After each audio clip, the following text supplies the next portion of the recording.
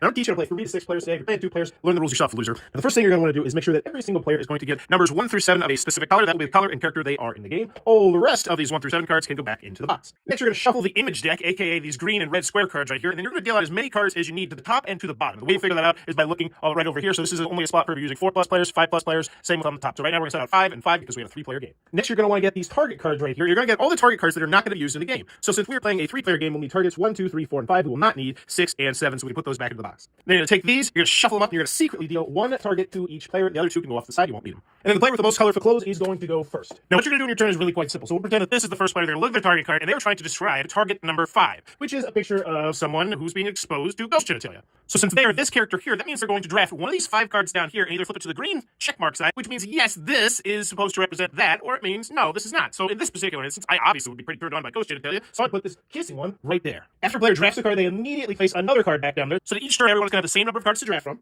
And if they'd like to, they could place a bet on the other players and try and guess what card they're describing. So right now, I know it would either be 1, 2, 3, or 4, so I put these off the side, I won't need them. And betting is just as simple as saying, hey, I think this green player right here is going for number 3. Now obviously that would be a terrible choice to do right now because green has not drafted any cards. And you can place 1 and only 1 bet card on each player. So once I place this bet card on this green player, it cannot be moved or changed in any way, shape, or form.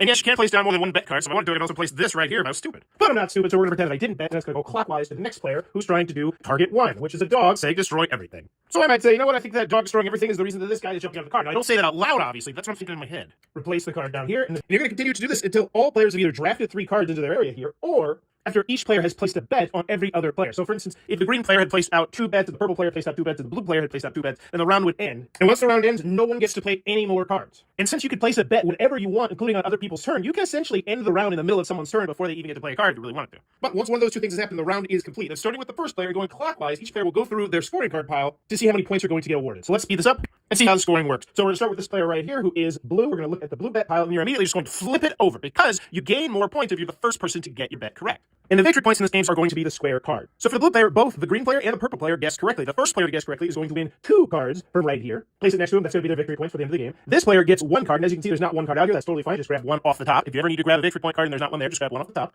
And then the blue player, since they had someone successfully guess their card, wins that card, which once again, victory point. Now, if we're playing with more players and another player had played a 5 down here, they don't get any points at all. Also, if someone put an incorrect guess on top or in between, they don't get any points at all either. Each player gets back their betting cards, and it goes to the next player, who once again is going to explain why they did what they did and award out victory points if they need to. Now, once you are done scoring the points for everyone in the round, all the cards on the board and up top of the target images are going to get discarded. And this includes the cards at the very top and the very bottom. Then you're going to refill up everything, and you're going to once again do that, but make sure and rinse, wash, repeat, but making sure that the next first player will be the player to the left of the last first player. So since this player went first last time, it would now be green's turn to go first this time. And after 3 rounds, the person who collected the most victory points will be the winner of the game. If there's a tie, play the game again, share the victory, or have a fist fight. But that's